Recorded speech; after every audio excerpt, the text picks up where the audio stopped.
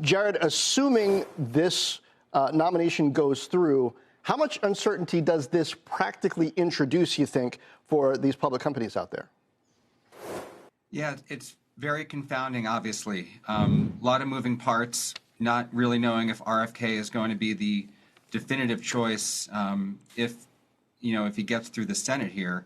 Assuming he does, though, to your question, I think there's so many variables and questions around, obviously, the vaccine complex, broader drug development, how his appointment would impact the NIH, the FDA, other agencies within Health and Human Services. So, I think what we're seeing today is stock reactions that obviously reflect investor angst over, just the idea of RFK in this administration at all as it impacts healthcare. And they are a wide range, Jared. There's the pharma stock, the vaccine stocks. There's obviously food stocks, a little bit outside your purview. But what would you say is an investing opportunity? Does this create a pullback on some of these names? Yeah, Kelly, I really do think so. I mean, it's tough to say what's going to happen over the next couple of weeks. I mean, we're 1 week into the election, and it's been as noisy as I can remember in this sector. So I don't love that as a backdrop. That being said, I think as we head into next year, if the biotech complex continues to pull back like this, I think there's a good opportunity for small and mid-cap biotech for two reasons. I think you're still going to have a number of key members in the administration that are pro-science, innovation, technology, whatever you want to call it. And the stifling of drug development that is reflected today is probably not going to be the case. So I think there is some overreaction with biotech.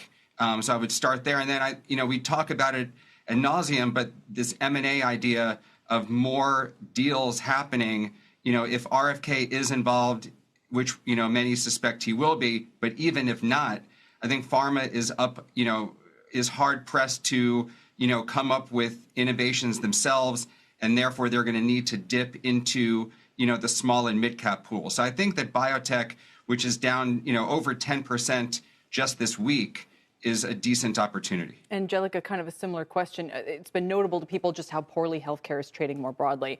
You can look at the hospitals, which might be under pressure if they try to make big changes to Medicare, and it's a site neutrality thing. The Medicaid providers, if that becomes an area where they look to kind of clamp down on costs in the budget, it's like everywhere you turn, there's kind of downward pressure and kind of in a weird way for a deregulatory regime that kind of almost regulatory pressure that could kind of push these agencies back from some of the expansion they've been under in recent years.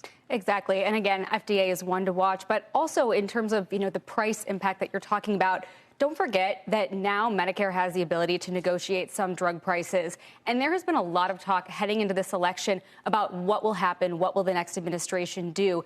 And now we have this new Trump administration. And RFK Jr. has talked a lot about the idea that he does not want Americans to pay significantly more than people in other countries do for drugs. That's an idea that we heard the first time around from Trump. And now it'll be interesting to see exactly how that comes up again. And, there was some optimism that maybe the Trump administration will, work with Congress, will push for making some changes that pharma likes. But now I think that's, again, a big question. How do we talk about prices going forward? And what do we see from this administration?